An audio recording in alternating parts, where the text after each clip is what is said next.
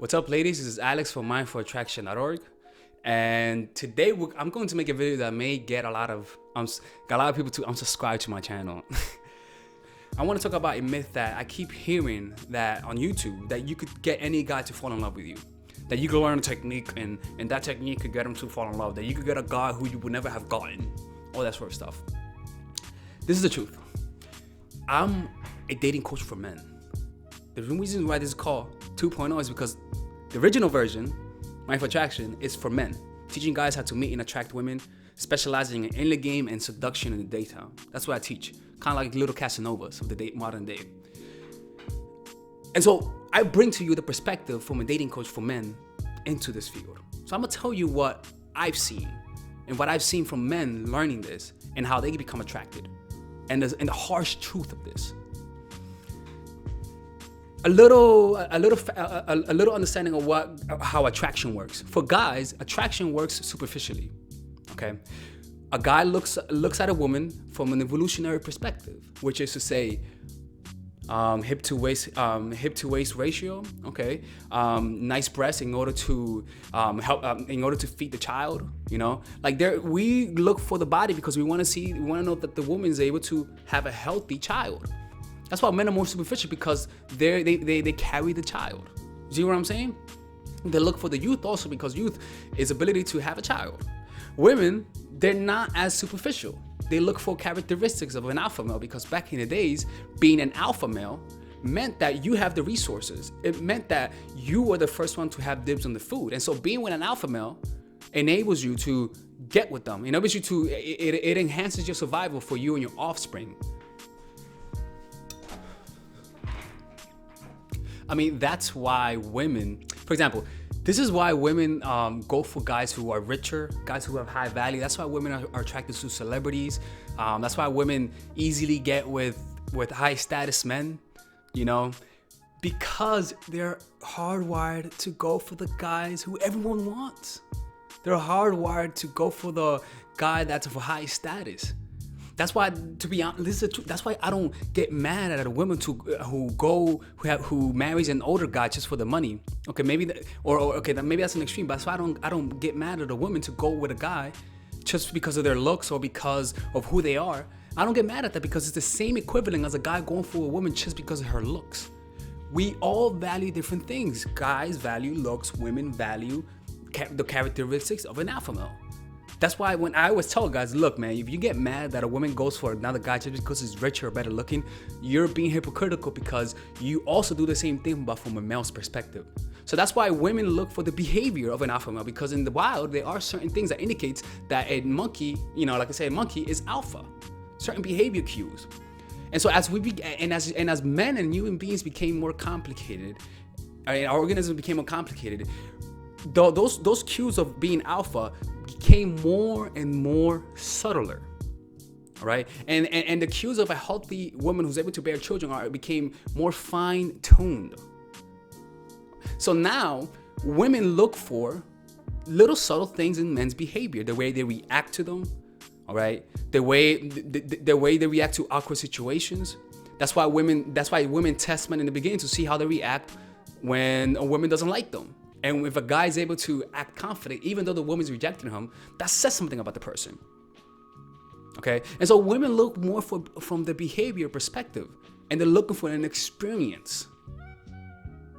And that's where guys have the advantage. Guys have the advantage because they're able to change their behavior in order to become that person they want to be and the person who women like. They could do that. You know, because that's hardwired in women's brain, to go for the behavior. But women, on the other hand, they don't have that privilege. See, women have the advantage of evolutionarily because they're born with value. What I mean by value, they're born with something that people want, and they didn't even have to work to get it, which is the looks. Looks are value. A man who saved 1,000 lives could walk into a nightclub and he'll be told to wait outside, and a woman who never worked for anything in her life could walk into a nightclub and be let in. If she has a nice tits and nice ass, she could get in, and I would let her in too. You see, so men value in a woman their looks, superficial. It's a superficial social standards we have. That's why we have so much insecurity. All right, so men, on the other hand, They need things. I have to be good looking. I have to be this or that in order, and I have to act a certain way in order to women to find me attractive. And we've seen time and time again that if you change certain behavioral cues and certain characteristics that are not too big but are very subtle but actually make a difference, it can make a woman become attracted. No matter how you look, and there's some limitations, but that's how it works. But women, because they have this advantage that what they were born with, I guess nature says, you know what, you have an advantage. You need to have, it is also has to be a drawback because you were born with an advantage. So what's that drawback? That you're only relegated to what you can attract. But that doesn't mean that you cannot attract a man. Because by simply being a woman, you get more attention. So what happens? You're gonna get guys who are attracted to you. Naturally. Some more than others.